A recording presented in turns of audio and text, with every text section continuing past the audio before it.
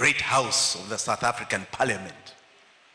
Sometimes when I think backwards, I think when we did the new constitution, we should have had the president coming to Parliament. Don't you agree? I think we would have criticized and put him in a situation like we have seen in South Africa. We appreciate what you've done for party democracy. We wish you the very best in the next election. Give Malema a big clap. Now, Pan-Africanism is an ideology. An ideology, especially you young people, must start embracing if you have not embraced it yet. It is a spirit of brotherhood. A brotherhood of everyone of African descent, here and outside the continent of Africa. And this brotherhood recognizes our diverse culture, traditions, languages, and its strength and richness. It is rich, so rich that the colonialist came over 100 years ago, 1890, to take it away from us. They came here to ensure that they stop fighting in their own lands. In their own lands. And they came for the scramble of this great continent. They came for our resources. But they took the time. They took the time to study us.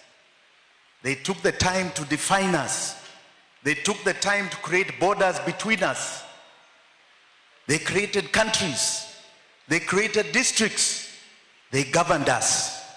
They are the ones who defined the Bantu and the Nilotes. That was not our definition. We now have a new resurgence. And that new resurgence must recognize the direction we have to go. We don't criticize our colonialists. In fact, they had a plan for themselves. So good luck. We must now start talking about our own plan for the greatness of this continent. We must talk about our greatness and our domination of the world. And we can't do so when we have been defined by others. We can only do so when we define ourselves. We are not going to be defined as the dark continent. We refuse to be defined as the poverty-stricken continent. We refuse to be defined as the continent that is full of corruption and disease and illiteracy. We refuse. We refuse. We are going to go forward on the basis of our strengths. And they are known. They are known. If you look at the map of the world, Africa is depicted as a small continent. Land mass itself is 13 million kilometers. It can fit the whole of Europe and the whole of America in it and still have another 10 million square kilometers. We must be very clear. With all the resources we have, 30% conservatively, it is estimated, of mineral resources in the world. 60% of solar power. Half of titanium. We go on and on. But the richest is the people. We have 1.4 billion Africans. That is a power that is a fifth of the world's population. And it is a young population. All of you I'm seeing back there. 77% of us are you, under 35. You are tomorrow's producers. You are tomorrow's consumers. The rest of the world is shrinking. We are growing. Recognize your power from here going forward. But your power will not be defined if you do not define yourselves. When the colonialists came here, he did not recognize that we had a philosophy. In fact, he said we had none.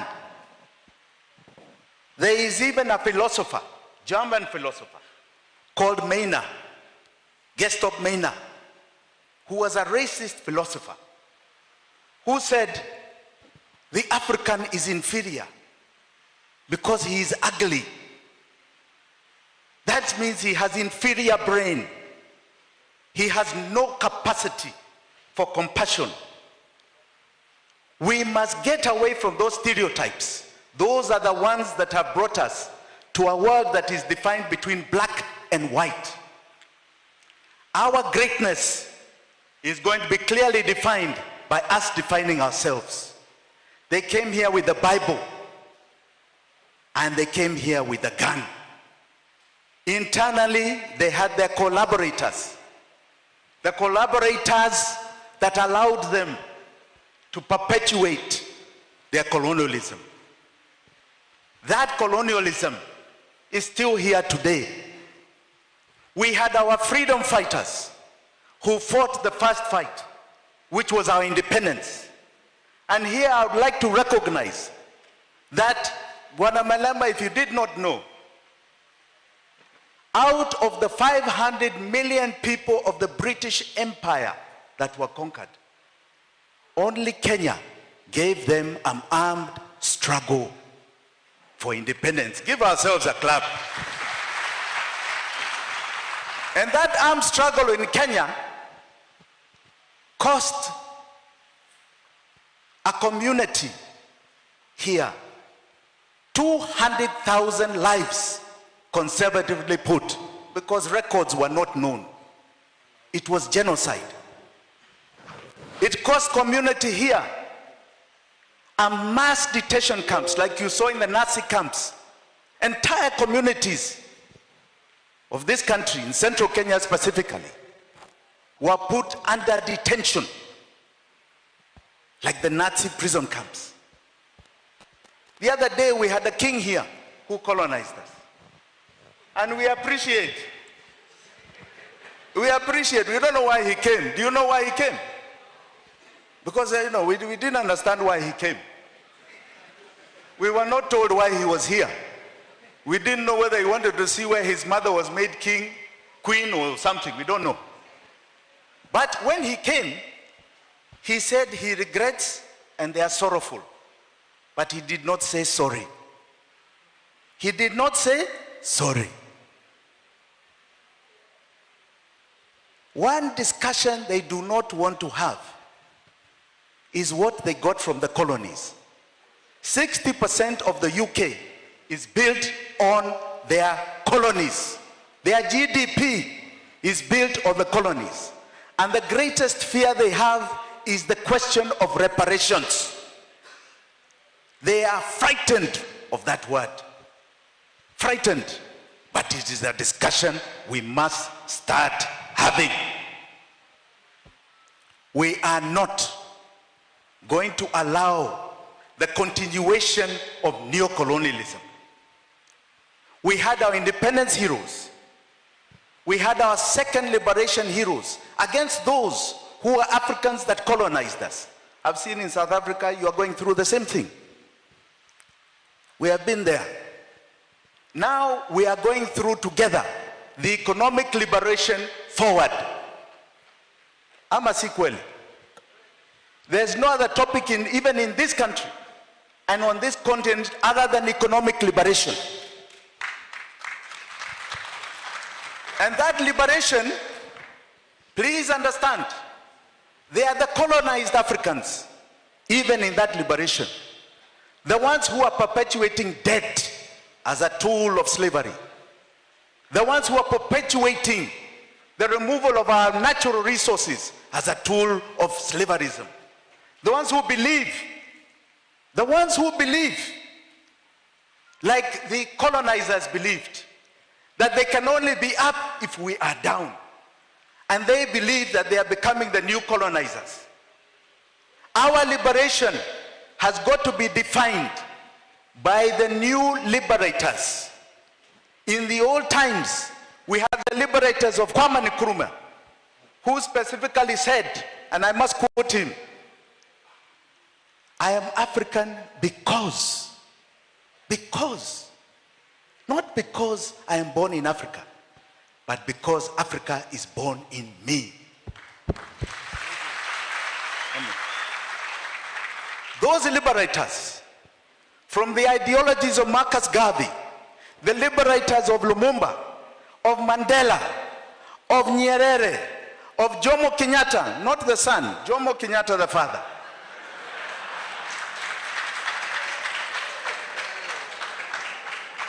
Those liberators must be recognized. The new liberators now for the economic liberation must also be recognized. We know the colonizers, the African colonized. We now must recognize that we must form a union of the African liberators in this struggle for economic liberation. And with that, I say Africa hoye, Africa freedom, Africa asanteni sana. Thank you. God bless. Thank you.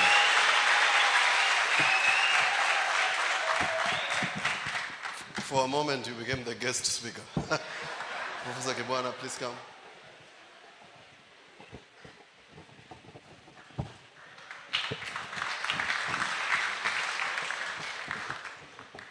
I see the governor has taken away the big microphone so that I still remember I'm not the governor. Comrade Julius Malema, Commander-in-Chief, Patrick Lumumba, Professor, Martha, Chancellor, and all, those who are of this family, and particularly the students. Hamjambo. Hamjambo tena. After I stopped being a politician, an active politician, I speak few words. I want to appreciate Malema, who has taken time from his work in South Africa to come and be with us during the launch of a very important institute. I want to thank Lumumba for showing Malema the way to this place, and both of them getting involved in a big dream. I know what you do is tough because I've also been there. There was a time I was the spokesperson of the pro-democracy movement in Kenya in the 90s. And sometimes you do certain things and you're marked. I know because Malema, you say Africa should belong to all of us. You're kind of marked. I remember Lumumba when he said MPs were not doing the right things with the Constituency Development Fund, they marked him. But where there is the obstacle, that is the way. So I want to encourage you and to encourage these young people who are here listening, participating in this major event. Just a few things. One to say, as somebody who was in the subnational level here in Kenya, Pan-Africanism should be built also on that plank of how we make sure that our subnational governments work. Because as matters stand, they are suffocated, particularly by the national level. Secondly, as you briefed the media, you talked about the diaspora. I think for Pan-Africanism also to work, that diaspora needs to be mobilized. Indeed, Kenyans who work outside Kenya, because at some point Kenya was a bit hostile, have moved many countries and have done beautiful things even in South Africa. So that diaspora is important in terms of this agenda. The youth are critical because we are building Africa with and for them. And again, when you arrived at Jomo Kenyatta airport, you were able to say that Pan-Africanism must be built on the shoulders of young people who are our present and future. And indeed, the African Youth Charter is very eloquent in terms of, like, when one looks at Article 10, 11, how the youth of Africa can be part of mobilizing Pan-Africanism. So that's a charge we give you everywhere you go, to talk to the youth of Africa, to tell them it is time for them to take back their continent. LUKENYA, I've been here severally, Governor Mutula, when I was a governor like you, and this is a prime institution, and I would ask you once in a while to come over and see what's happening.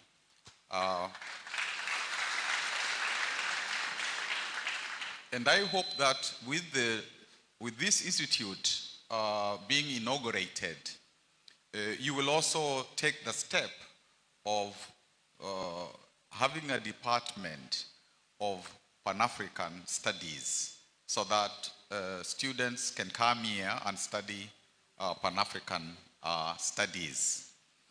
Let me conclude.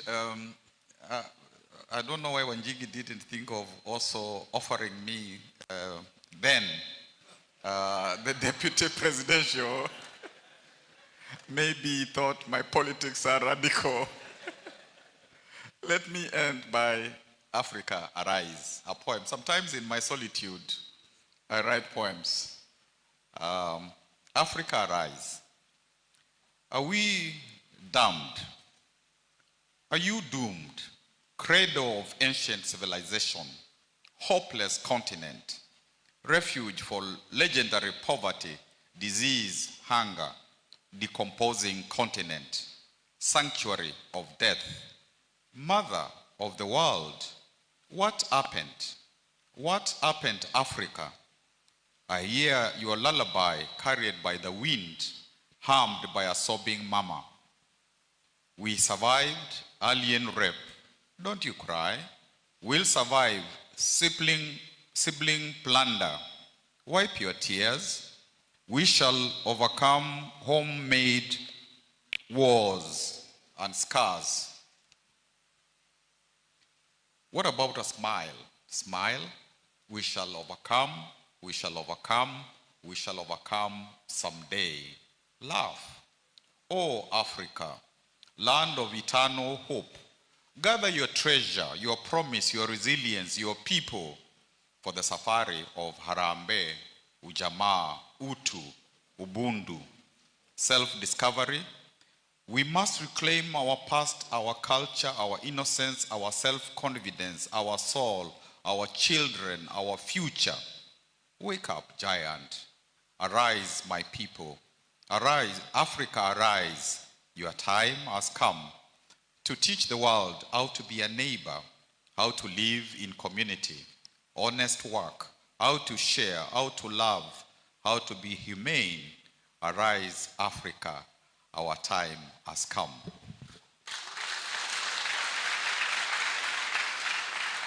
Asanteni and arise, LUKENYA University.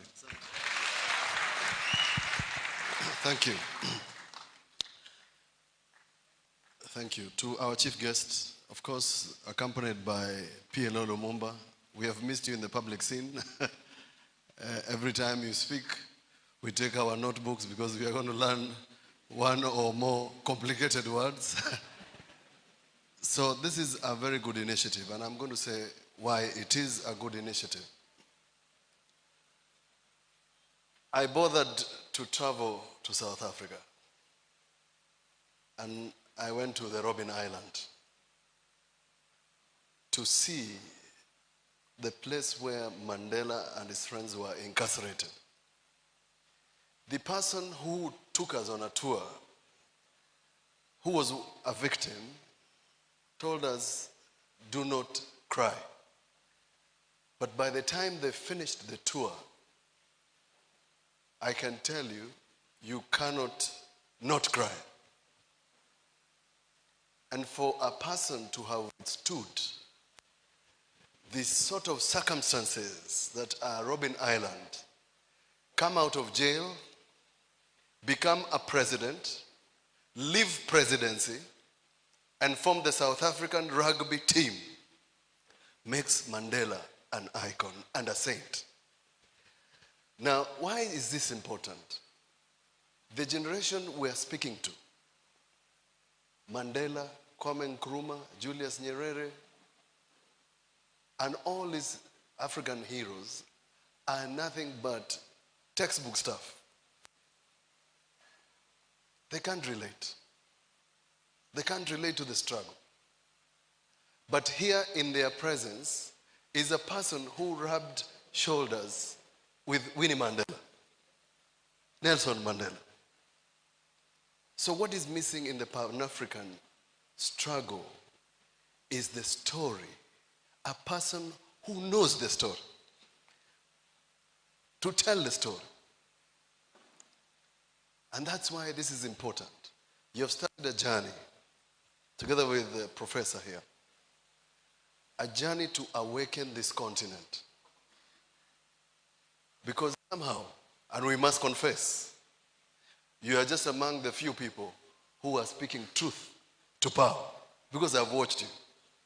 I've watched you interrogate a judge about his past judgments during the apartheid. That is the portion that I miss of being a legislator.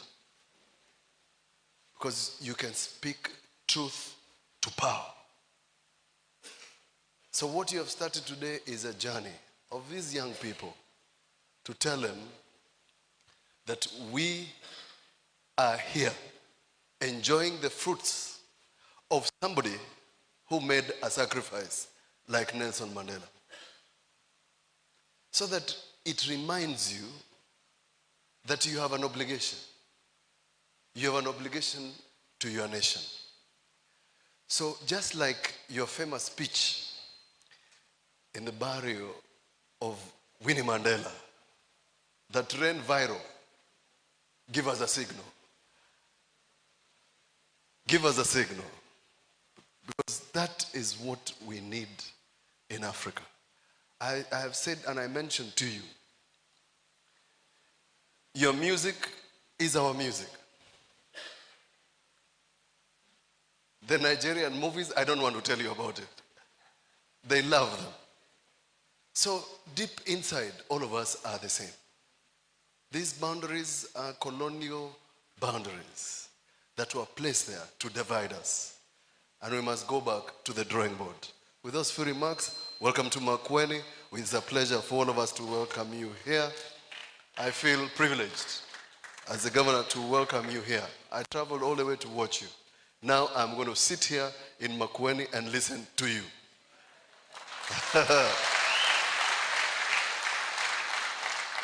A famous man said, to you young people, bliss it was to be alive at dawn, but to be young was very heaven. To be in the presence of Malema in MAKUENI County is very heaven. Thank you very much. Thank you, Governor.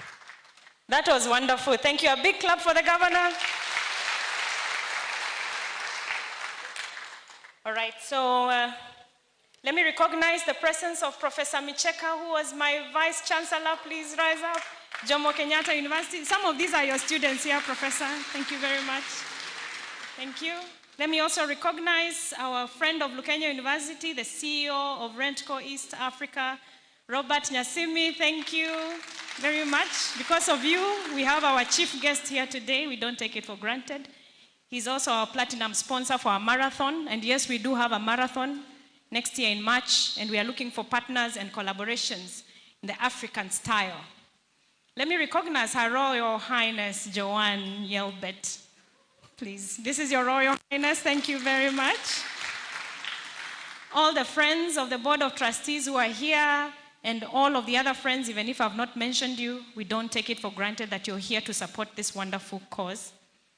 And so that I can finalize, Chief Guest and Chairman, we have our ultimate Pan-Africanist amongst us.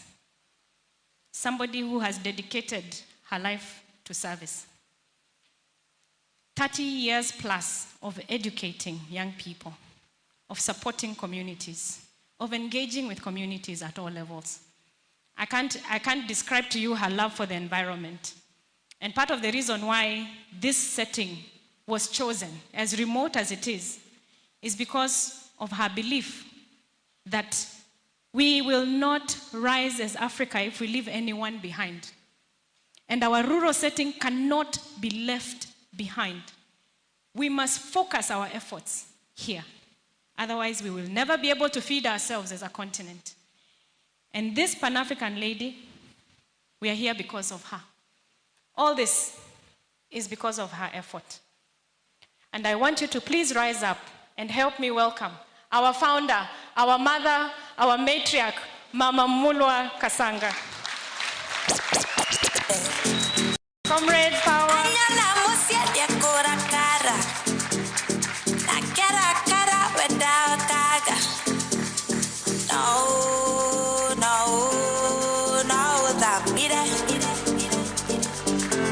We celebrate you today, we do.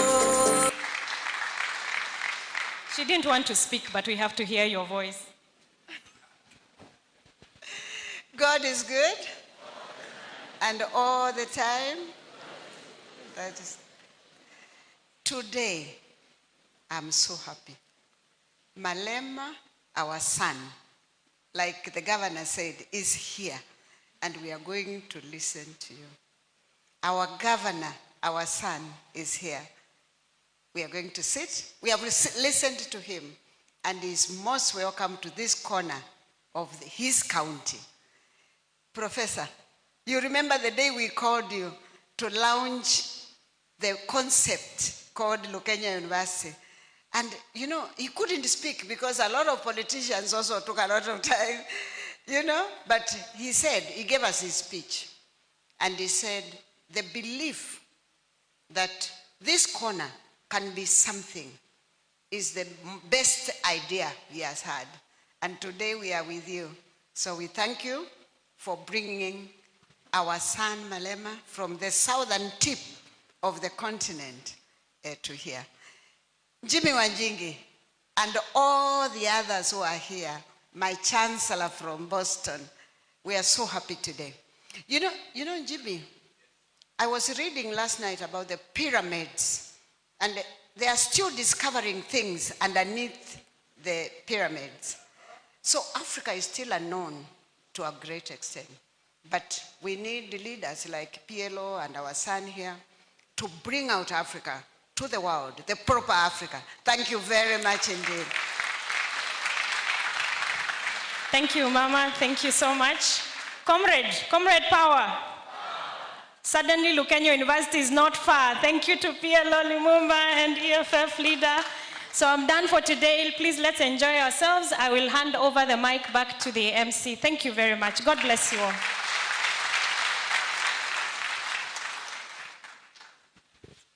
Thank you very much. Thank you very much for that session that has just ended. I want to break the monotony of the speeches by inviting Kalimbo, one of our students, to give us a Shaili poem. Kalimbo, the stage is yours.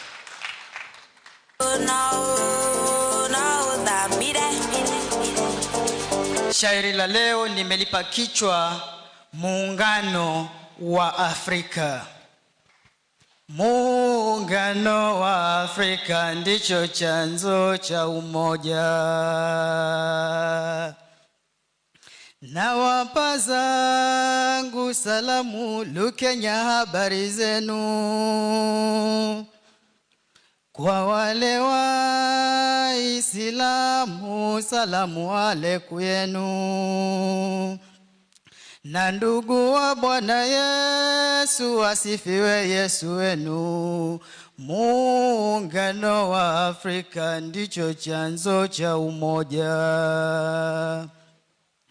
Ni jina la harakati ilozuka Amerika, ni moja ya mikakati ya kuunganisha Afrika. Kuja kwetu ni bahati, macho yalitufunguka. Muungano wa Afrika ndicho chanzo cha umoja. Kuzipigania haki hasa za watu weusi, kujikomboa kwa dhiki, kukomesha unyanyasi, ipate kuondoka chuki pamoja na wasiwasi. Muungano wa Afrika ndicho chanzo cha umoja. Kulinda utamaduni wa jamii ya Afrika, kukana ukoloni gandamizo la Mwafrika, janga la umasikini kikomo nalo kufika. Muungano wa Afrika ndicho chanzo cha umoja. Utumwa ulisukumwa kusodhihirika tena, biashara ya watumwa binadamu kuuzana, mara moja ilizimwa hadi wa leo hakuna. Muungano wa Afrika ndicho chanzo cha umoja. Du Bois na Mandela walikuwa kwenye chati, na Kenyatta hakulala, lijitolea kwa dhati. Wako walokwenda jela kisa hizi harakati. Muungano wa Afrika ndicho chanzo cha umoja.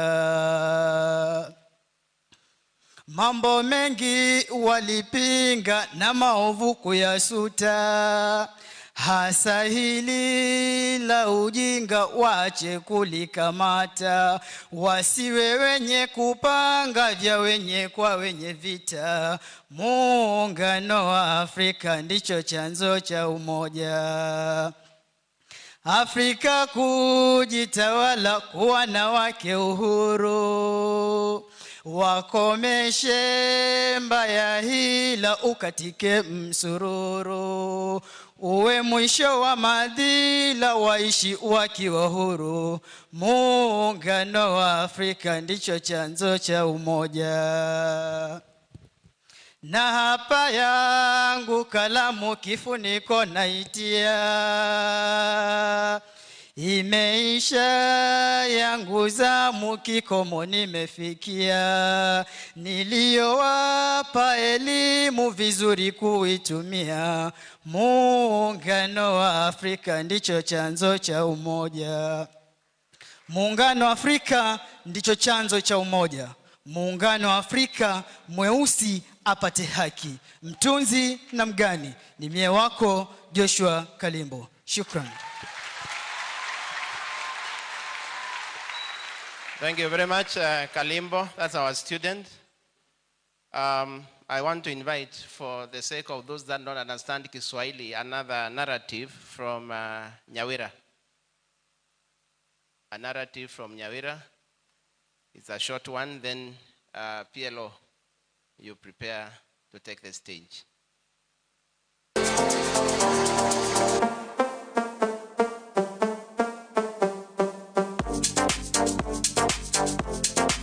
Let's encourage her. Thank you. Good afternoon. Afternoon once more. I'm going to present a narrative by the name Alpha Prays for Help.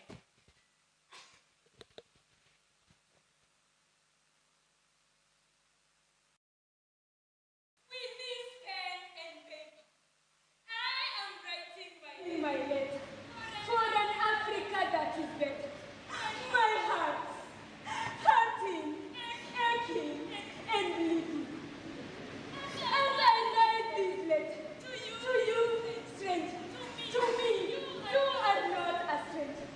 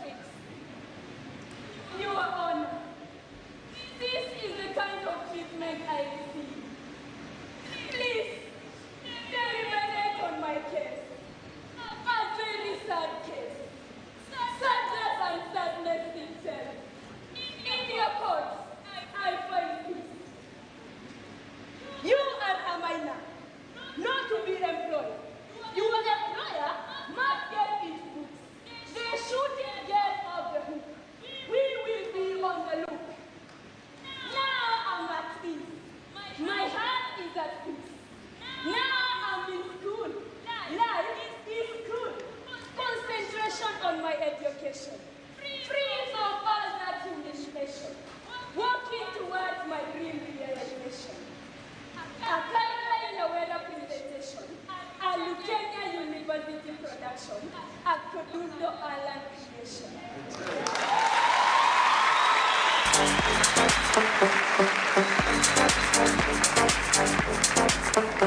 Thank you very much, Nyawira. We appreciate you. I want to take this opportunity because of the interest of time to invite Professor Patrick Lumumba to take the stage. Let's kindly celebrate. Let's celebrate. Thank you. Thank you very much. You may resume your seats now.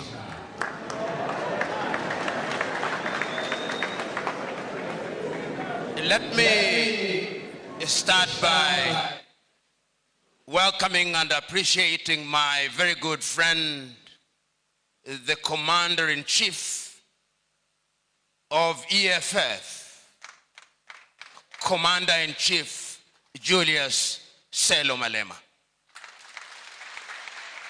We do not take it for granted that you have taken time to be present with us here in LUKENYA. We thank you. Permit me also to recognize present in the assembly the governor of MAKUENI, Senator Mutula Kilonzo Jr. Permit me also to recognize the Chancellor, the Pro-Chancellor, the Vice-Chancellor, and all senior academic staff and trustees of LUKENYA University, not to forget the immediate past governor of MAKUENI, who was my teacher in first year, Professor Kivuda Kibwana. Because this is a Pan-African event, you will permit me to recognize Pan-Africanists who have taken time to be present with us this afternoon. I'll recognize them.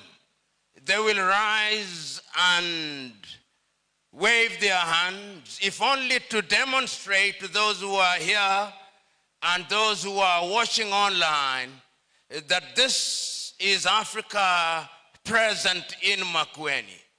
Permit me to start as I do with my good friend and brother, His Excellency, the Ambassador of Antigua and Barbuda himself from Trinidad and Tobago, Ambassador Wallace Williams. Permit me to recognize Yinka Abioe of Festac from Nigeria, accompanied by Grace, who is heading the Festac Festival of African Art, and he's Kenyan herself. Alawi Kashim from the United Republic of Tanzania. Next to him is Chivala from the United Republic of Tanzania. Permit me also to introduce the Gabriel Selassie girls. Let's Eden and your sister rise all the way from Ethiopia to recognize Zakayo all the way from Hargeisa in Somaliland, to recognize Calvin Kaunda, who is from Lusaka in Zambia,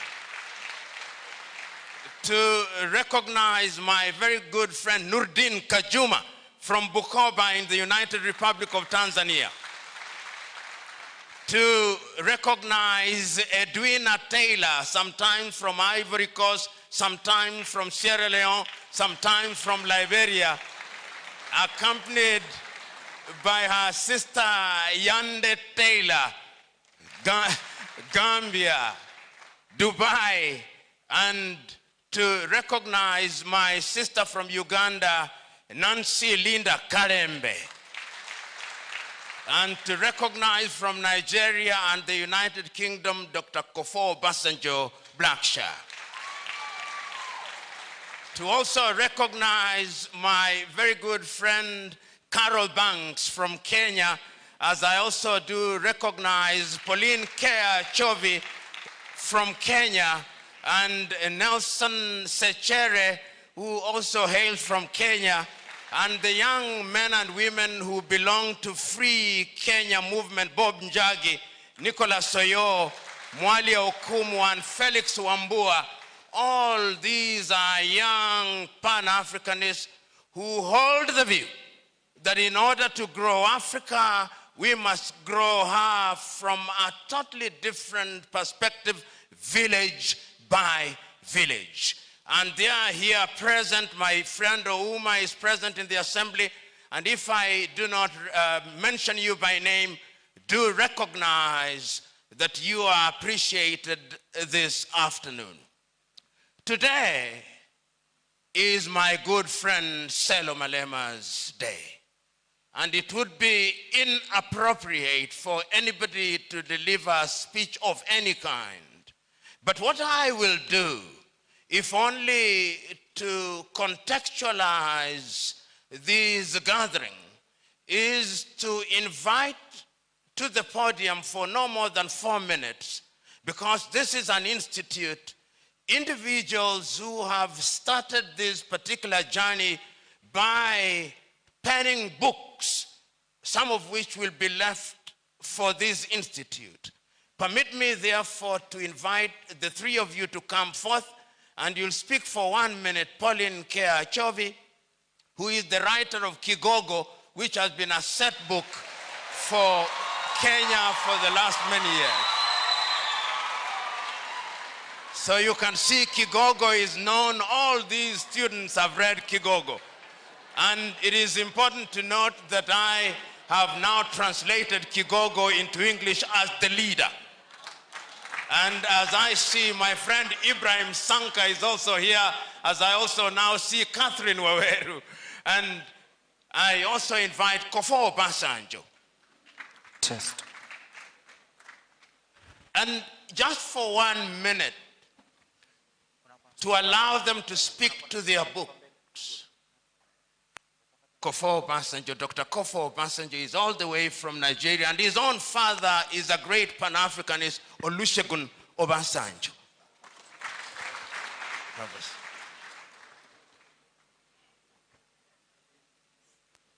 Where is Carol Banks?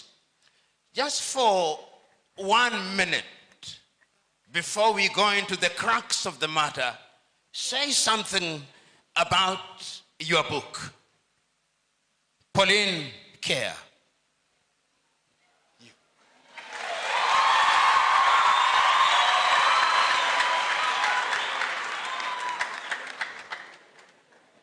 All protocol observed.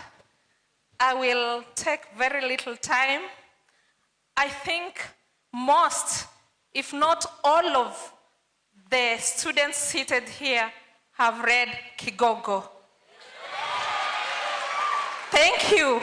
Kigogo was then translated by Professor PLO Lumumba to the leader, the English version.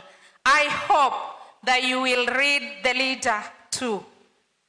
So I will just talk a little bit about the leader or the Kigogo. I wish I could speak in Kiswahili because it's in Kiswahili, but for the sake of our visitors who are not conversant with Kiswahili, but we are making Kiswahili a lingua franca for Africa, and so very soon we will not have excuses to use English in such forums.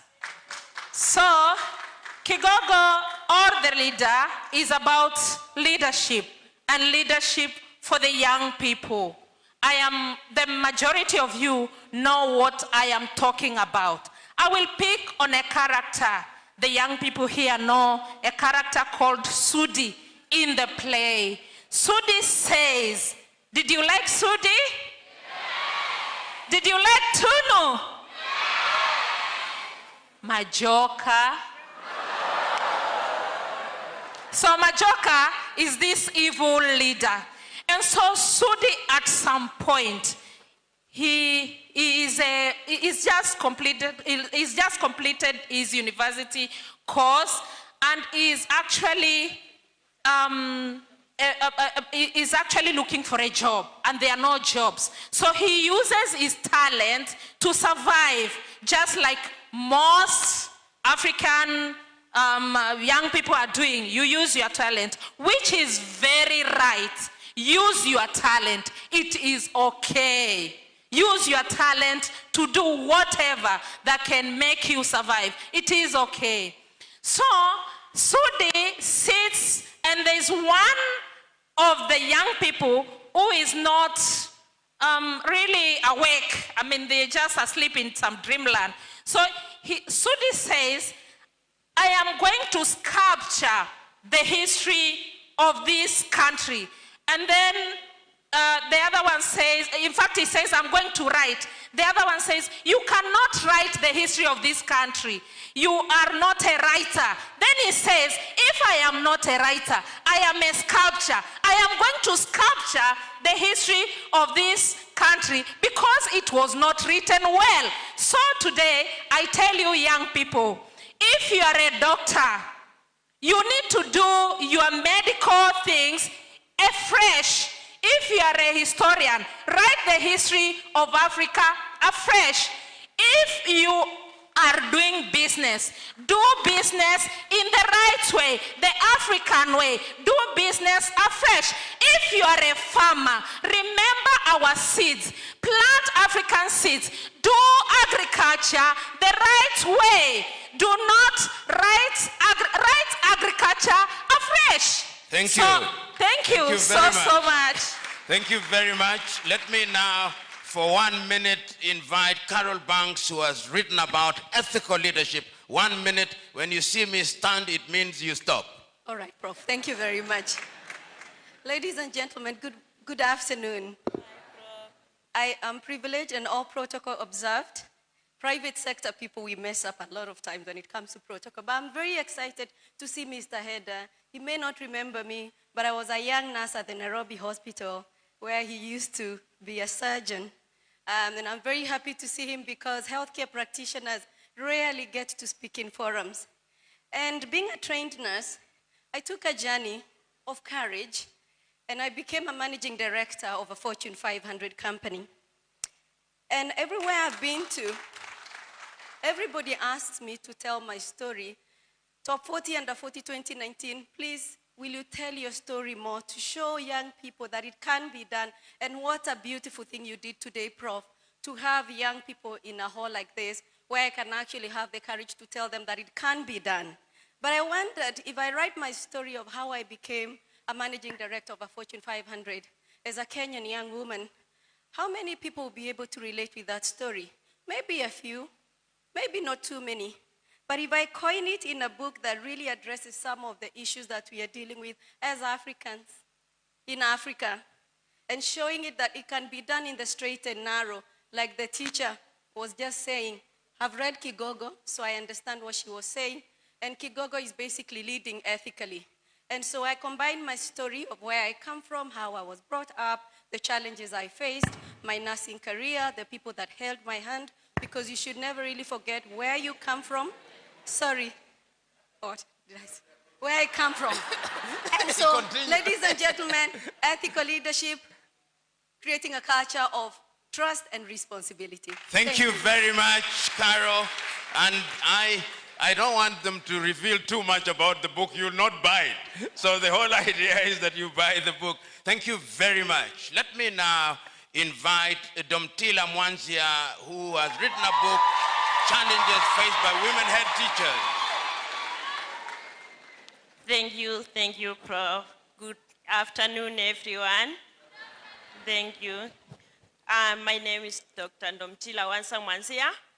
I'm a lecturer at LUKENYA University in the School of Education and Social Sciences. I'm the chairperson, Department of Education.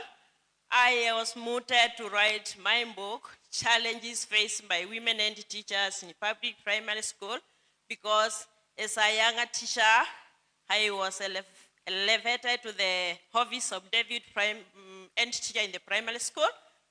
And after a few days, the End Teacher retired. I was to hold the two offices for almost a year, because those times, 1992, we were not being replaced very fast. I went through many challenges, my governor. I hail from Galawa.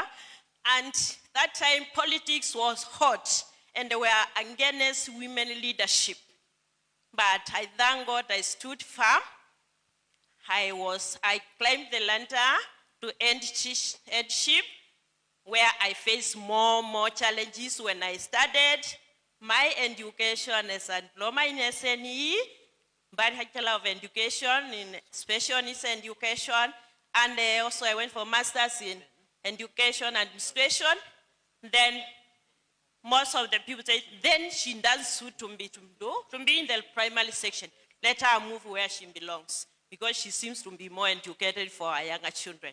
So with all those challenges I face and other ladies, then I was moved to write this book. You can read it more when you purchase a copy. Thank you. Thank you very much. And now permit me, before I call the speaker in a short while, to allow two people, 1 minute each, Yinka Abioye, for one reason. In 1966 in Dakar in Senegal, there was the Festival of Arts under the auspices of Leopold Sedar Senghor. 40 years later in Nigeria, there was Festac in Lagos, Nigeria, under the patronage of President Olusegun Obasanjo.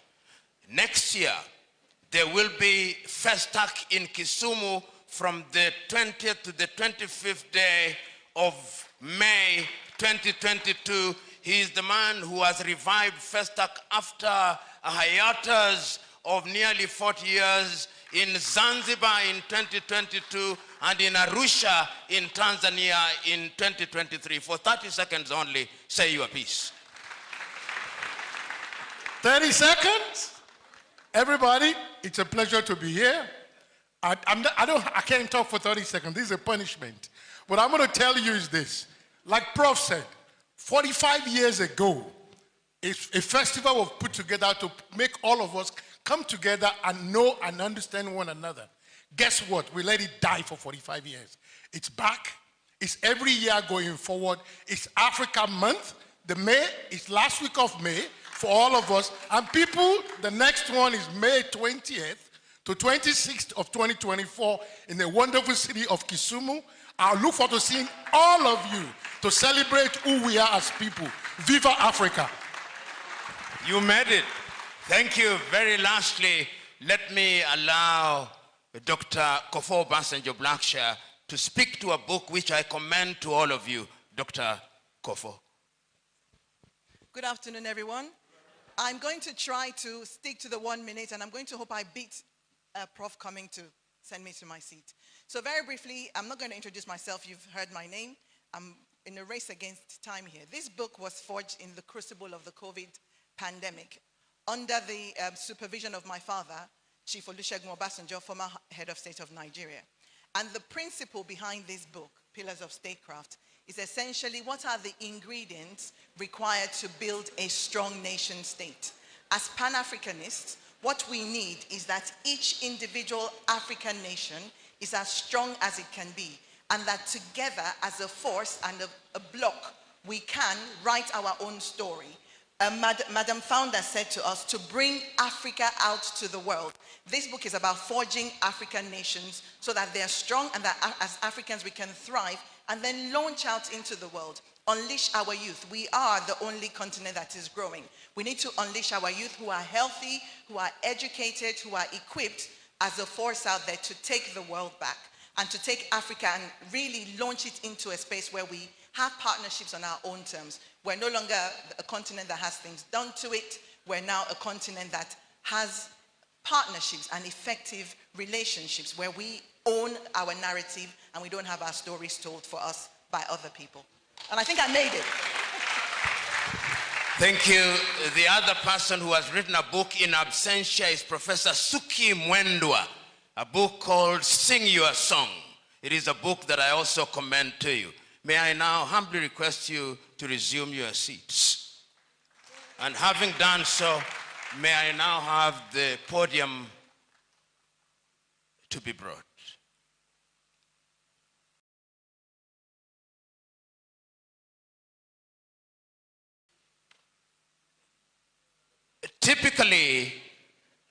typically, when one is invited to speak, long introductions are made.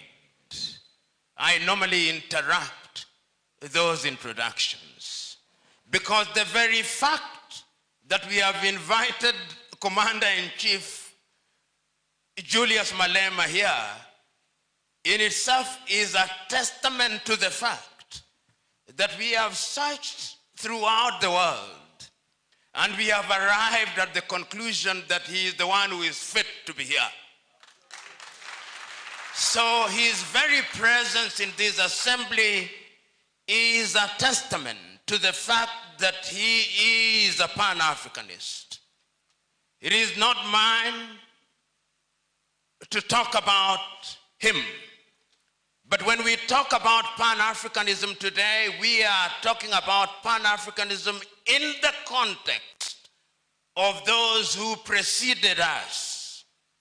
We are talking about Pan-Africanism reminding ourselves of Sylvester Williams of Trinidad and Tobago, who convened the first Pan-African meeting. We are reminding ourselves of Marcus Garvey.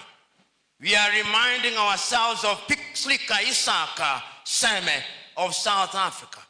We are reminding ourselves of W.B. Du Bois. We are reminding ourselves of John Henry Clark. We are reminding ourselves of Malcolm X, of Martin Luther King Jr., of Robert Mangaliso Sobukwe. We are reminding ourselves of Bantu Stephen Biko. We are reminding ourselves of Julius Kambarage Nyerere. We are reminding ourselves of Amilcar Cabral Abel-Jassi. We are reminding ourselves of Ahmed Ben Bella, of Ahmed Sekou Toure, of Samora Moises Machel, of Agostino Neto, and all those great men, Winnie Madikizela Mandela. We are reminding ourselves. And therefore, when we come here on this occasion of the Pan-African Institute, we are reminding ourselves that we have philosophized for too long, moralized for too long, agonized for too long, complained for too long, criticized for too long, critiqued for too long, blamed others for too long. We have allowed ourselves to be defined for too long, and that the time is now to define ourselves. The time is now to organize beyond agonization. And that is why it gladdens my heart as I will, in the next 30 minutes, invite Commander-in-Chief Sello Malema to also invite to the stage individuals who will welcome him as he delivers his speech, because it is these individuals whom we start with, and through cross-fertilization of ideas, they are germinated the Pan-African Institute. Tony Nyanja.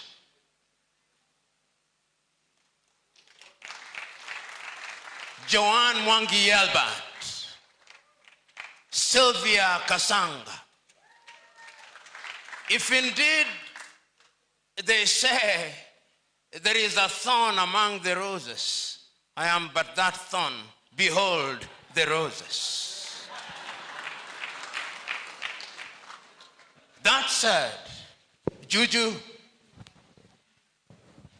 these are your people. Amandla, Maibuye, Maibuye. You don't know how to respond. When I say Amandla, you say Awet. When I say Maibuye, you say I Africa. And when I say I Africa, you say Maibuye. Amandla, Amandla, Maibuye, I Africa. Juju, speak to your people.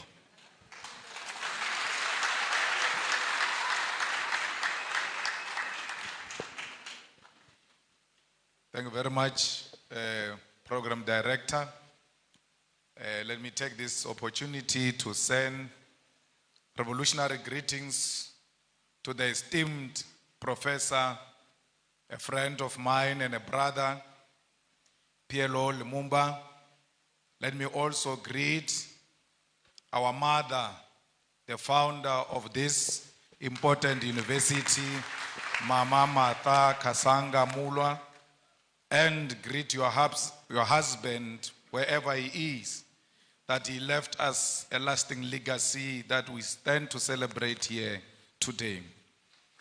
The leadership and academic staff, our Vice Chancellor, the Chancellor is here, and all the staff members who are here today to celebrate with us. And we also want to send our revolutionary greetings to the leadership of our province, what we call a province, I hear you call it sub-national, the governor, and all these politically elected leaders who are here today. We are really grateful for your presence. Let me also send my greetings to the LUKENYA University students and members of the community, members of the media and fellow Africans. Today it feels good to be African. Right here in Kenya, a place we call our home, because all of Africa is our home. No one can ever say to me, welcome to Kenya or LUKENYA or Nairobi, as if I'm a visitor. I regard no part of Africa as being foreign to me, because Africa, all of it, belongs to me and I belong to Africa. It is a humbling honor to be invited to address the launch of the prestigious Pan-African Institute, which is targeted at creating intellectual collaboration and unity amongst the people of the continent. Let us therefore begin by congratulating you on this initiative, which is long overdue in light of the importance of the continent to reclaim its intellectual and academic identity within the global community in general. We know that ideas are at the core of the African capacity to chart its own destiny within the community of the world. Intellectual sovereignty has to be forged through research and development that is steeped in African experiences, African problems, and African questions. The economics of the African Academy have been part of the modalities of the broad draining of our resources. Because of lack of dedicated funding, many thinkers in the continent are taken in the general brain drain driven by Euro-American institutions.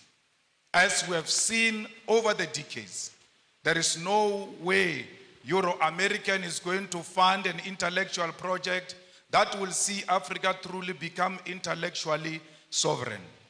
A truly sovereign Africa is a threat to the imperialist establishment that continue to determine the agenda and control of our resources.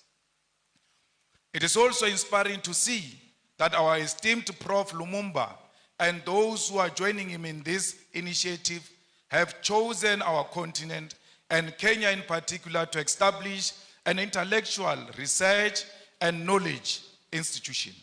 Accordingly, our first duty is to call on sons and daughters of the continent, both based here and in the diaspora, to jealously fund this institute and ensure that it create and charts a unique Africa based on an original thought, because we have a duty to chart our own intellectual path. We are also inspired by the fact that the institute concept of Pan-Africanism include all people of African descent. That is, those in the continent, the Americas, Caribbean islands, Europe, and Asia. This is because wherever they are found, people who look like you and me continue to be treated as an inferior race. When you see a black person, when you see an African person, everywhere else in the continent, in the diaspora, and all over the world, please be kind to African people, for because they are a hated nation. Wherever they are being enslaved, they are being tortured, they are being harassed, no one shows them love. But you, as an African who claim to be a Pan-Africanist, you have a responsibility to show fellow Africans love and care. The violent, genocidal, and catastrophic transatlantic slave trade and colonialism are the historical twin towers that plugged the humanity of Africans into the dark night, which to this day seem to have no end in sight.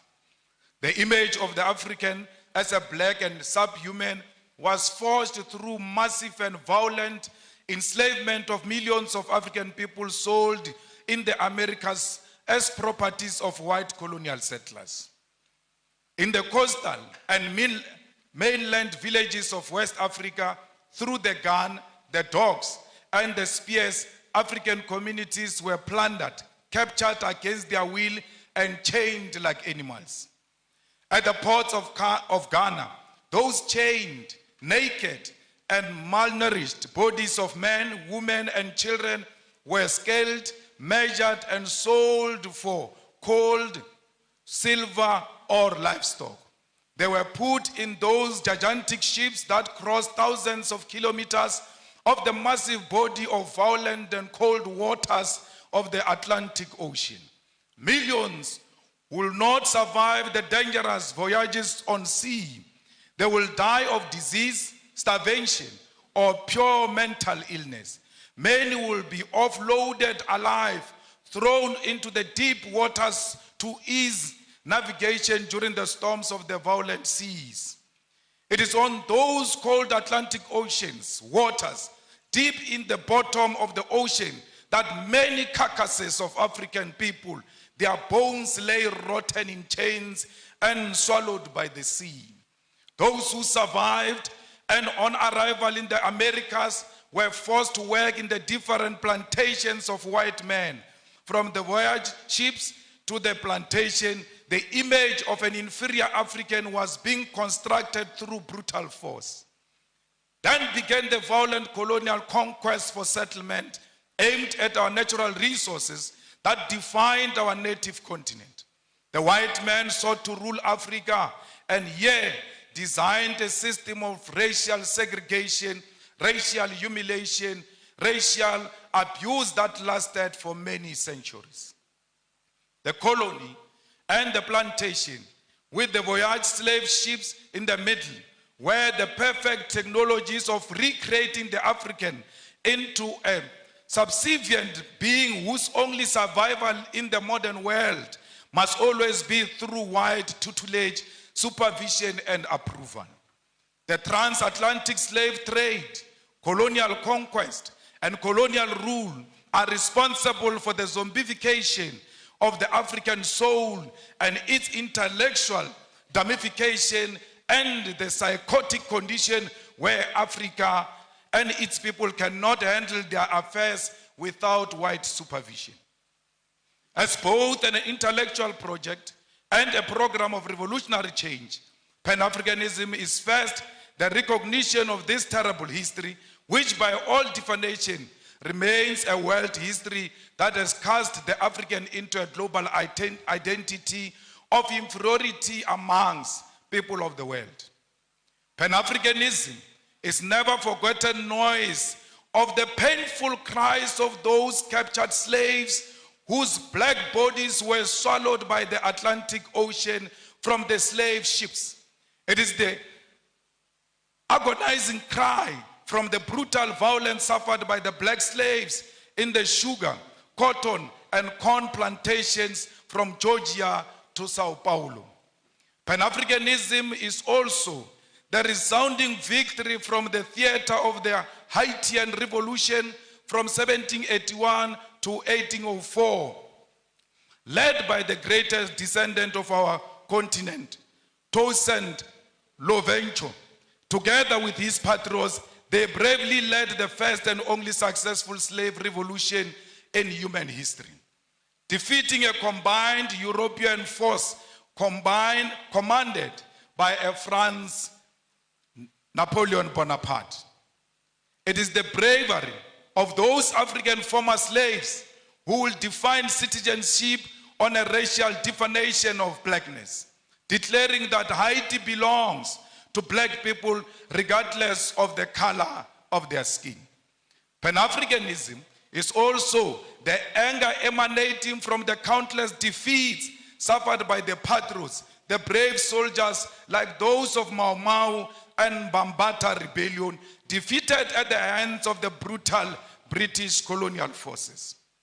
It is the intellectual heritage of Marcus Garvey, W.E. Du Bois, Booker T. Washington, Harriet Tubman, Pixley Isaac Aseme, Charlotte Mateke, Winnie Mandela, Kwame Nkrumah, Seiko Tore, Julius Nyerere, Haile Selassie, CLR.A. James, Frantz Fanon, Thomas Sankara, and today our own Prof. Lumumba, together with us, must carry the mantle of the African Pan-Africanist call.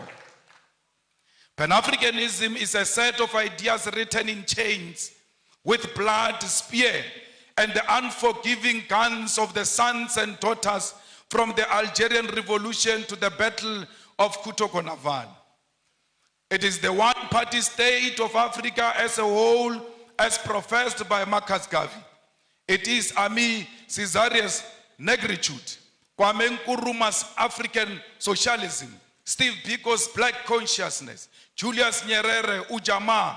It is also Mbeki's African Renaissance, all based on forging a unity of African people who are formed by the same history and must seek after common destiny.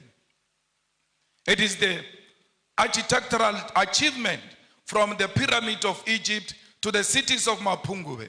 It is the industrial invasion by Garrett Morgan, traffic lights, Frederick Jones, refrigerated trucks, and Alexandra Mars, automatic elevator doors. It is the cultural movement in jazz, R&B, reggae, funk, blues, Kwaito, Juju, Nigeria, Chimorenga, Zimbabwe, Makosa, Cameroon, and Benga, Kenya.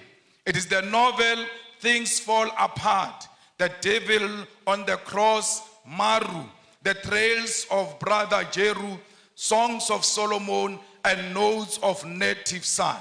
It is the artwork of Gerald Sekoto, Chike Anyako, Oche Okeke, Edmonia Lewis, the religious movement of Bishop Lekhanyane, Manku, and Shembe, the Coptics of Egypt and the Ethiopian Orthodox Christians, as well as Islamic denominations from Tunisia, Nigeria, Kenya, all deserve a place in the rich thinking and knowledge about Africa and its people. It is true that Pan-African call has also been prophetic, carrying important cautions that those who conducted the project for the rebirth of the African continent in the post-colonial context have not heeded to. In the pages of Frantz Fanon, Ratchet of the Earth, lays a critique which, since independence in the 1950s to this day, leaders of African people have failed to give programmatic response to this call. First and foremost, the Pan-African call is a call for African unity, not cooperation, collaboration, or coexistence. Many of you confuse the unity of Africa to mean collaboration or cooperation.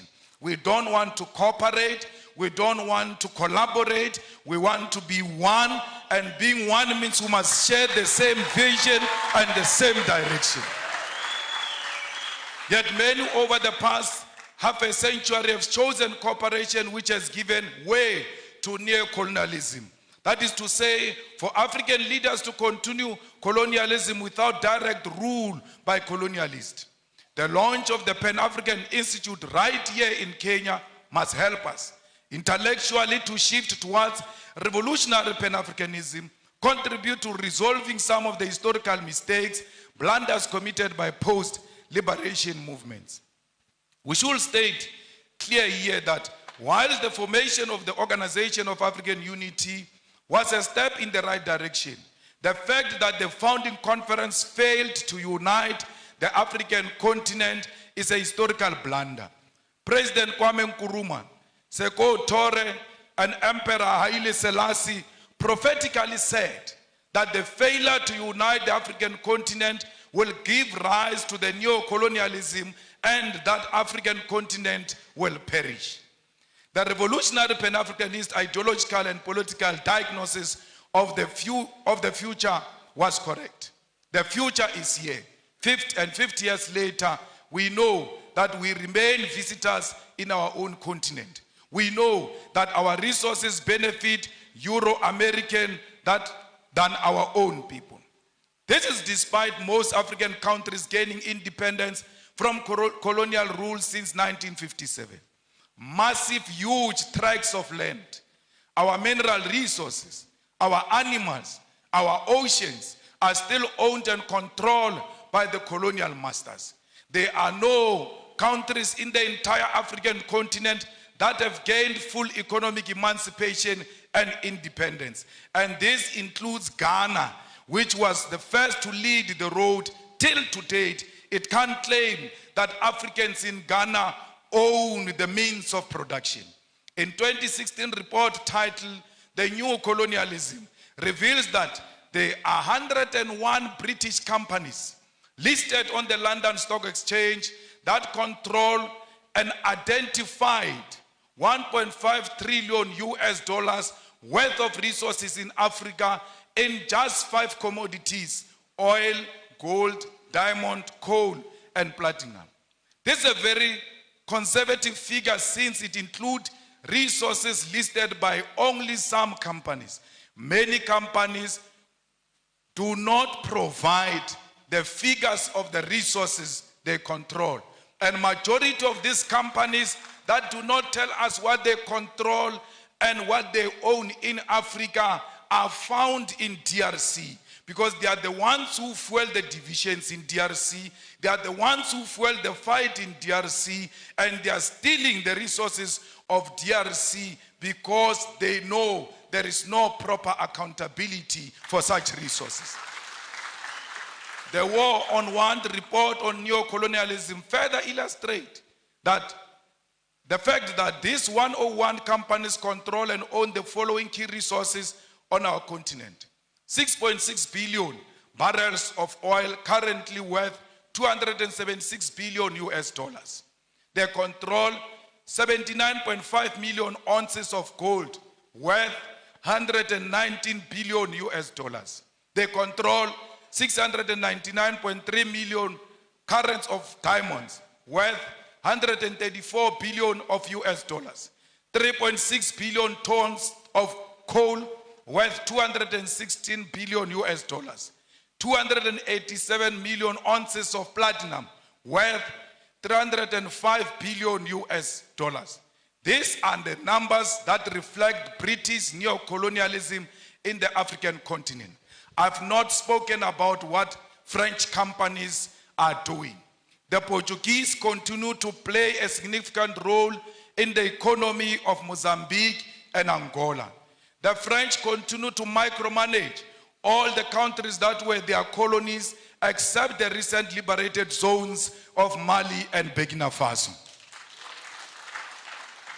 Comrades, the French are brutal, to a point that post-colonialism, they still make certain African countries to pay colonial tax to France. The French are brutal because some of their former colonies, their reserve banks are still in France. They are not in control of their own economy, yet they claim to have an independence. We, as progressive Pan-Africanists, must fully associate with and support all revolutionary actions of fighters who are removing puppets of French imperialism from political office and power.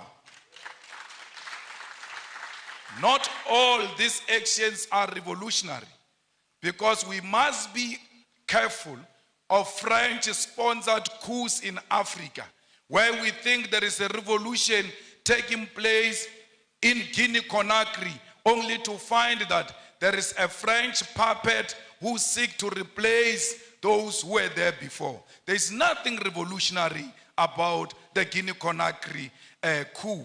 We ought to separate that there can never be a revolutionary coup that reinforces French imperialism on African soil.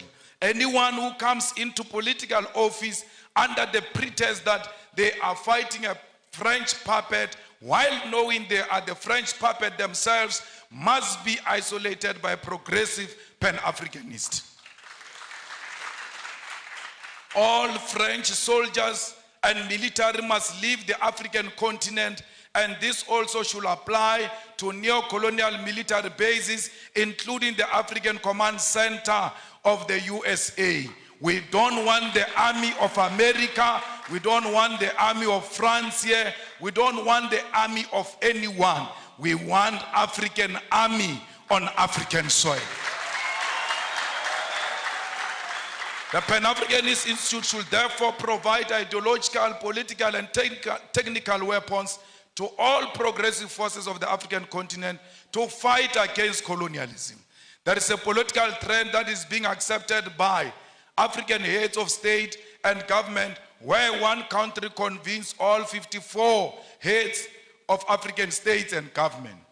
The United States of America, France, China, Russia, and United Kingdom convene all 54 heads of states and government for a meeting, and they all go following each other like Casey and Jojo as a heads of states to listen to one head of state, 51 of them.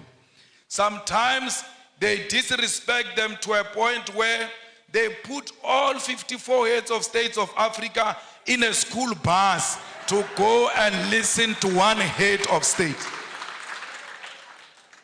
What happened to these men? Because all of them, majority of them are men. What happened to these fathers who go and bow combined to one man? Even if he's Putin, why would they all follow each other and go and listen to one person? What happened to their dignity and their authority as leadership? They must have leadership qualities to know that Putin is equal to them, that China is equal to their own single country, irrespective of their size, because what matters is sovereignty. And if China recognizes that sovereignty, will respect the president of that sovereign country as an individual. Comrade, Kwame Nkrumah noticed this when he said that neocolonialism also means the following: breaking up former large united colonial territories into a number of small non-viable states incapable of independent development. An external directed economic system and political policy, the state being obligated to take the manufactured products of the imperialist power to the exclusion of competing products from elsewhere. Payments towards the cost of running the state to ensure control over government policies, and foreign capital is used for the exploitation rather than the development of less developed regions. Governor, on my way here, we saw how the people here are working the land. We saw that there is no piece of land here that is not being utilized to the benefit of our people. But the question remains, where do these people sell these things? Because they can't consume all of them. Yes, they must produce to feed themselves and feed the whole Kenya and feed the continent and the world. Is the government buying food that is produced fresh from this soil, or do we have companies that are owned by white people in Nairobi who bring finished products into the land that has got products that can be bought directly from our own people? We say people must work the land. After they work the land, their own governments in Africa do not procure from those people. Because if it does not have a white color, they don't like it. Our leaders like their colonizers more than us. That's why they always seek after anything that looks like colonizers. 10 years ago, we as revolutionary activists and visionaries from south of African continent started a revolutionary socialist movement and Pan-Africanist movement, the EFF, Economic Freedom Fighters. When we formed the EFF, in South Africa, we told them that our organization is not for South Africa. Our organization is for all Africans. And we said this. We said this during xenophobic attacks of our people in South Africa, where people were being attacked because they come from outside South Africa. We chose to side with our people because we're necessitated by the fact that we love ourselves. And if you love yourself, you'll see a person from Tanzania in you. You'll see a person from Nigeria in you, because we are one thing. We as the Economic Emancipation Movement did not only say we are Pan-Africanist. In one of our cardinal pillars, we said South Africa must engage in massive investment of economic development in Africa. Because if you keep on saying people are coming to South Africa, are looking for jobs, are going to take jobs from us, we can stop this thing of people coming to South Africa. How do you do it? Go and build massive economic development in African countries so that people can stay where they are and they can feed themselves from where they are. No one wants to leave his own home into some strange place. We leave our homes because we are searching for greener pastures. If there is an ESCOM in South Africa which is failing to give us electricity, but when it was well and still running according to how we wanted it, ESCOM had the capacity to electrify the whole of Africa. Why are you not going into the African continent and electrify the whole of Africa? Why is there no train that moves from Cape to Cairo, making sure that trade in Africa and movement of goods and persons is easy? Because if we do that, there's no one who can leave Lusaka to go and stay in South Africa. They can get into a train, go and do what they want to do in South Africa, and come back home and develop their own countries.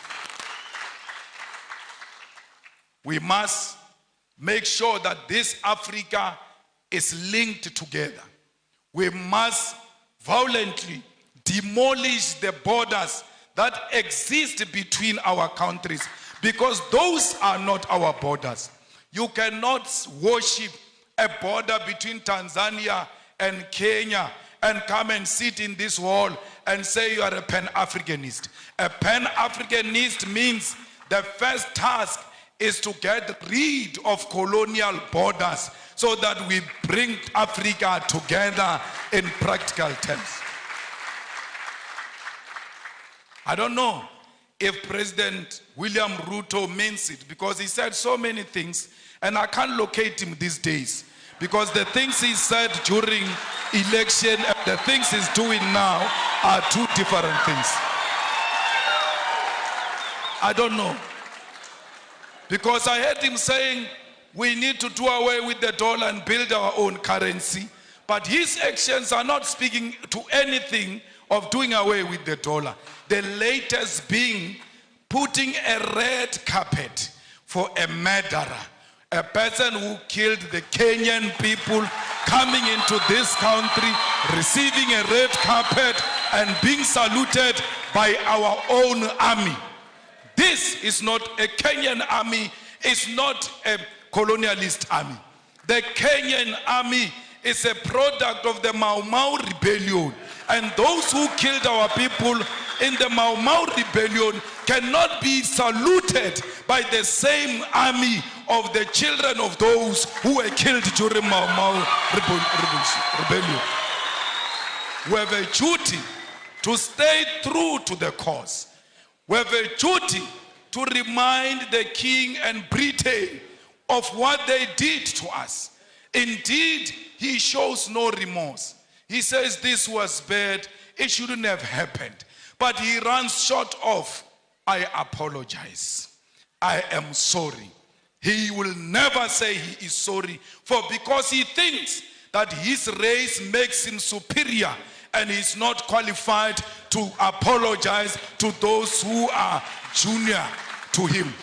We call upon the Kenyan government to be firm and to decide what they want to be. Do they want to be Pan-Africanist, or do they want to be proponents of neo-colonialism? You can't have it both. Only one call must be made, and that call is of Pan-Africanism. It's not easy being a Pan-Africanist, for because the mindset of our people is so colonized, they are going to isolate you. They are going to look at you as if you are a mad person. They are going to look at you as if you are unreasonable. But it is a cause worth pursuing because of the generation that came before us. We don't want visas. We want one currency for Africa, because our currency can be more powerful than the pound and the dollar combined, because London has got the biggest storage of gold, yet they don't have a single smallest mine of gold. Their economy is based on our minerals. And if we safeguard our minerals and protect them and say out of these minerals, we are producing a currency that is going to compete internationally, we stand a good chance. We need African Central Bank. We need African Monetary Zone. We need African military combat, because these pockets of wars that are happening in Africa are not of our own making. They are sponsored wars so that those who continue to steal our resources can do so uninterrupted as we fight ourselves, amongst ourselves. So we need a military, a common defense system, the African High Command that will ensure the stability and security of Africa. We equally need a binding African court to deal with dictators who only exist in Africa to feed their friends and families. Those people must be prosecuted the African way, because ISIS is not meant to fight any crime, it's meant to pursue political fights. That's why ISIS will not declare a warrant of arrest against Netanyahu, but can declare a warrant of arrest against Putin, who has not bombed a hospital, who has not bombed a refugee camp, who has not declared a war on a certain ethnic group. We as Revolutionary Economic Emancipation Movement also associate with what Guinea's president Sekou Touré said in 1963. He said, above all, we must avoid the pitfalls of tribalism. There is tribalism taking place in DRC. All our leaders have taken a platform to support or to be against this one or that one. They've spoken on Palestine. They've spoken on the war between Russia and Ukraine. But I'm still to hear the stand of President William Ruto about the ongoing war that is not covered by anyone in DRC, where people are fighting over territorial expansion and plunder of resources, and blacks are killing other black people. And we pretend that we don't see. It's important as leaders of states and governments to always condemn violence and war, especially if it's barbaric and informed by tribalism and unjustifiable territorial expansions. Before you can speak about other countries, charity begins at home. Let there be peace in DRC. Without peace in DRC, Kenya will never know peace, because these rascals are going to learn from those wars in DRC and want to import them into Kenya. You have a duty to stop them there before they come into Kenya. Comrades, we will make sure the struggle of all immigrants, most of whom are economic migrants and asylum seekers in South Africa. We will never. In South Africa, they say to us, if you want to be elected, you must declare war on illegal immigrants. And illegal immigrants, they mean Africans. We have refused as the EFF that we will never declare war on any immigrant, illegal or legal. Illegal according to whose law? Because if you are illegal, you should have violated a certain law. Which African law did these people violate when they came to this side of Africa? Because they are still in the same territory of Africa. They are at home when they are in South Africa.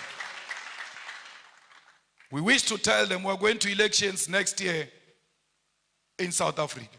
We wish to reiterate that, and we tell them all the time, if they want to elect us on the basis of xenophobia, they can keep their votes. We are not disparate for votes. We are disparate for the unity of Africa, and that's what we want to achieve in our lifetime. Remove the visas as an immediate step, and I heard Kenya is going to do that by December. Perhaps I must come back here in December unannounced, so to test if indeed President William Ruto means exactly what he said when he said there won't be visas in December. Maybe I must sneak in and test without applying for any visa and just give them the South African passport and say I'm coming home.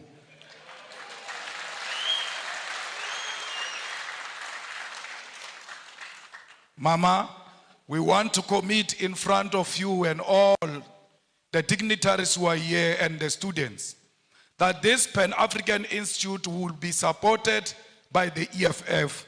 We will ensure that indeed it has got a home in South Africa. We will not only support it verbally, we will put money into it, we will pay the staff members of the institute, we will also pay the offices of the institute, because we believe that we must speak one language as Africa. We will donate the books here at the university to ensure that every African writer has got his or her book in the Pan-Africanist Institute. Let's all spread the gospel. Indeed, it was not a mistake to launch it here in the rural areas, because no one must be left behind. If you can carry on your back the rural communities, you have no any other option to go anywhere except to go to the urban. But if you start from rural, there is no way you can cover the urban. But if you start from the urban, you are going to be reluctant to come to the rural. We are starting here to liberate our people in the rural areas, and we're going to the urban to ensure that everybody hears the message. Tell President Ruto that the people of Palestine are what Mau Mau was. Tell President Ruto that the people of South Africa are what Palestinian people are today. Where our land get encroached, where our land just get taken, and we get killed on our own land, we get tortured on our own land, we get imprisoned on our own land. When we fight, they say we are terrorists. This Nelson Mandela you celebrate, for 27 years, he was in prison because he was a terrorist. What crime did he commit, which the Palestinians are not committing? His crime was to fight for the liberation of the people of South Africa and the oppressed world all over, including the people of Palestine. It can't be correct that President Ruto, knowing the history of this country and the history of South Africa, comes and tells us that is with Israelites. Our war is not on Jewish people. Our war is not on pregnant women, Jewish pregnant women. Our war is not on Jewish children. Our war is against a Zionist apartheid state of Israel, and that's what we are fighting. So if you got money from some Jewish person, we are not fighting that funder of his. We are fighting the state of Israel. We are not fighting individuals. We are fighting the state of Israel. At the age of 9 years, the Boers walked into my house and turned everything upside down, stripped my mother naked. When I see what those children of Palestine are going through, I can immediately relate that this is what apartheid looks like. We cannot be Pan-Africanist if we can't associate with the oppressed nation. Our Pan-Africanism is based on the basis that we are an oppressed nation ourselves. And everywhere else where we see an oppressed person, that person is our sister, that person is our mother, that person is our father, because we are not free until the whole world is free from imperialism and colonialism. I don't know if you'll regret inviting me after this. But my problem is that I tell my truth as is. And I say it to authorities without fear or favor. Till today, no one has ever sued me legally successful. Till today, no one has imprisoned me, because you can't imprison or sue the truth.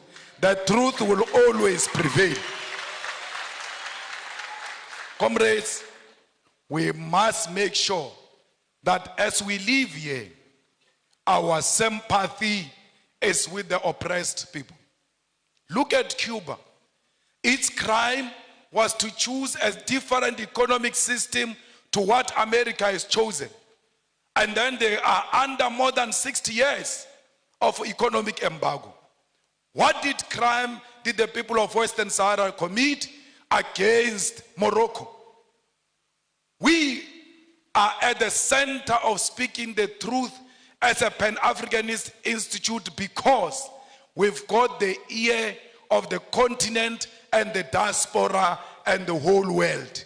And this organization we are launching today, Prof, will live forever and ever, because you only speak the truth yourself to power. And you always make us politicians to want to check if indeed we are still on the right track. So an institution established by a person like you, we are guaranteed that it will live for long and it will live for generations to come. That's why we are proud to be here. I was not brought by a plane here. I was not brought by a car here. I was driven by the spirits of those people who were dumped in the oceans. And when they were dumping them in the oceans, their cries are still crying loud till today. They did not dump them in the ocean only. They dumped them chained on their hands and their feet, and they could not fight. When the sharks were eating them in those oceans, they could not fight. Even if you know that today I'm going to die, but it is always good to die fighting. That you must hold the shark, even when you know it's going to swallow me, I must die fighting. Those people who died in the ocean said to me, you ought to arrive there. Because what you guys are going to start there is that which is going to seek reparations for us. As you leave this place and going back to your home, remember the people who died in the plantation, beaten, treated like dogs. Remember all of those slaves that asked for help and they never found help. But you must say to them in spirit, the help has arrived. And that help we declare today that will fight the battles of the heroes and heroines of Mau Mau, of Mbambata Rebellion, of the slaves. This Pan-Africanist Institute must be at the center of demanding reparations for all the suffering Africans have gone through because of colonialism. We must teach our people that we are not beggars. When we ask for reparation, we are not asking for donation. We are asking for what was stolen from us to be returned so that we can prosper and become a better nation. Thank you very much. Peshe, Laget, Gichi Gichi, Gichima, Zipram Konto, Alliance, Onke Laban, Ebaget, Sentatile, Elaget, Shoot to kill, Yamasa, Shoot to kill, Killawe, Shoot to kill, Yamasa, Eta, Ta.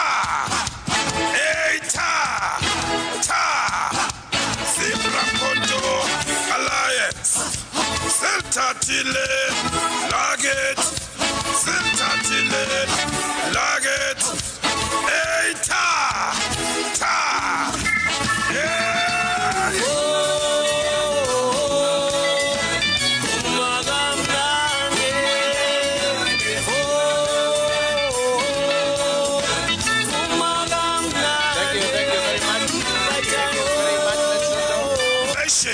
Let's settle. We have a small session remaining. Let's settle. Okay, Kitino.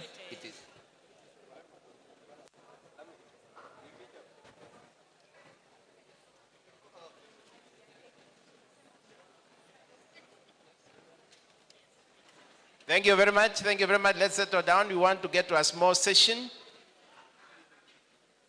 Chief guests, Julius Malema, we want to unveil the Pan-African Institute. That's a small assignment that you have before we get to a cake ceremony where we'll be led by Ines, a Royal Ines. And the cake is already here with us. So I want to invite you to come and take us through this, and you need to be flagged by PLO, Governor Mutula Kilonzo. Please accompany the chief guest to come and unveil the Pan-African Institute. I don't know whether you have a word for it. The Board of Trustees for LUKENYA University, kindly come. The Chancellor and even the Chair of the Council, kindly join the chief guests in unveiling the Pan-African Institute.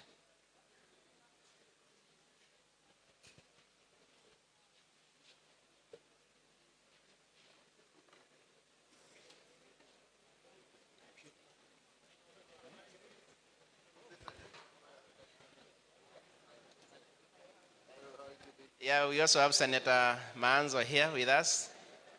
Senator Manzo, you can also join us for the unveiling of the Pan-African Institute. Chief guest, you have something? Okay, say something and allow him to make the declaration. Yeah, thank you very much. We now are at a stage when we formally invite the Commander-in-Chief, the Honorable Julius Malema, to declare the Pan-African Institute formally open. Juju. Thank you very much once more, Prof. PLO Lumumba, and all our guests who are here. Let me take this opportunity, Prof, to invite you to be on the other side and to officially reveal and launch the Pan-Africanist Institute.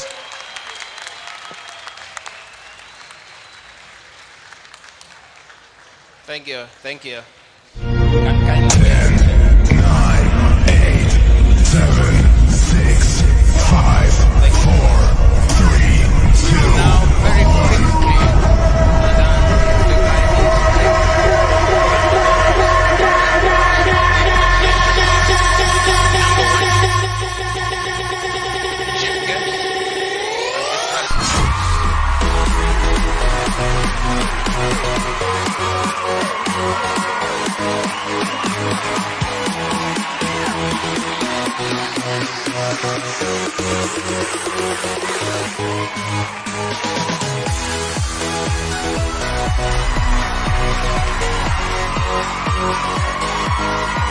The Board of Trustees.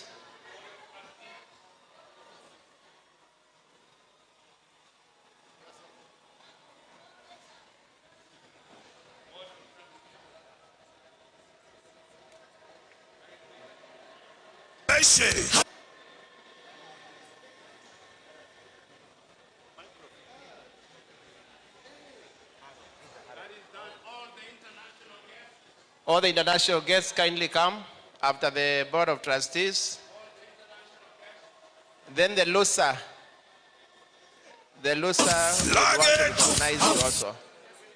Kichi kichi kichima Sipram Konto Alaye Okelaban Ebaget Seltatile Elaget Shoot to kill Yamasa Shoot to kill Kilawe Shoot to kill Yamasa Eta Ta Eta Ta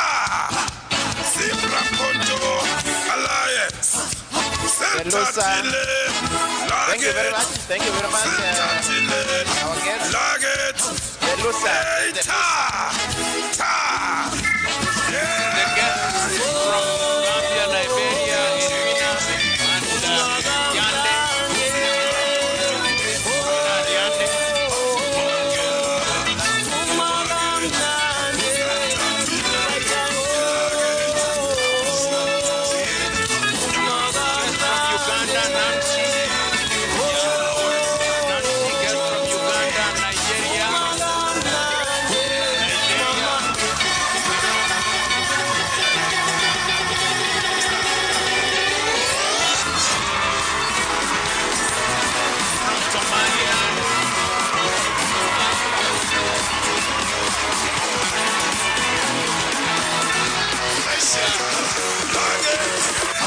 From Kenya,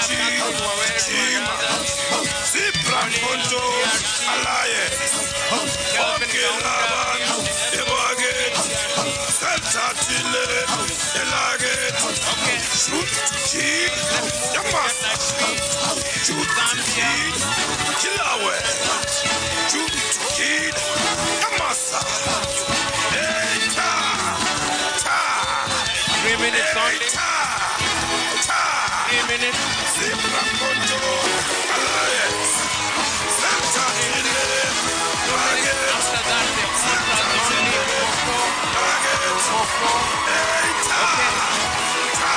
Okay, we now disband. We disband now.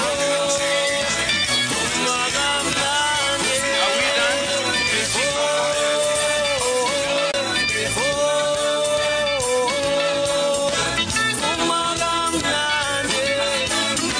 Thank you.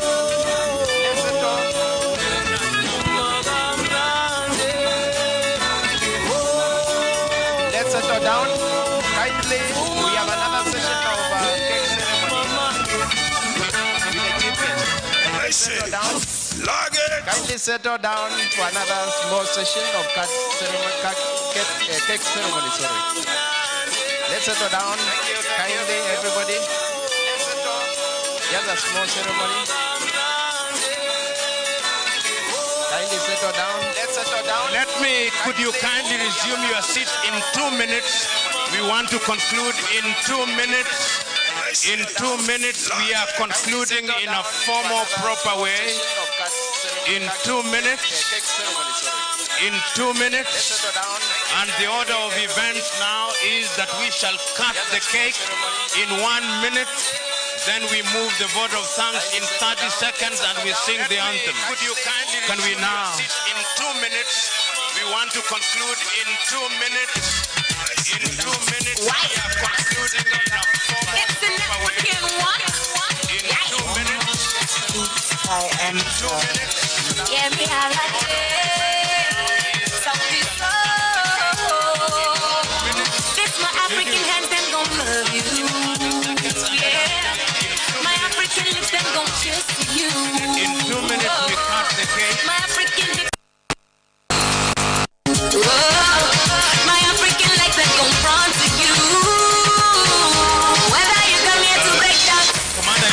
just 1 minute, we cut the cake symbolically. You come here, you shake, I'll shake. You come here to make it like me. Never would it reject. Whether you come here to the West, I be like to find a good door.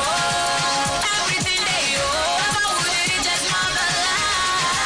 Anywhere you go, London, USA. Nowhere be like Africa, nowhere be like home. Anywhere you go, New York, Chicago.